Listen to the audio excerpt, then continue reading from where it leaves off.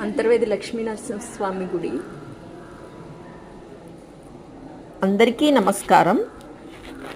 అంతర్వేది శ్రీ లక్ష్మీనరసింహస్వామి వారి ఆలయ ప్రాంగణం చూపిస్తున్నాను. ఈ ఆలయ ప్రాంగణం అంతా చాలా విశాలంగా ఉంటుంది.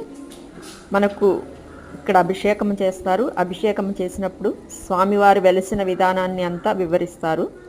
ఇక్కడ అన్నప్రసాదము కూడా లభిస్తుంది.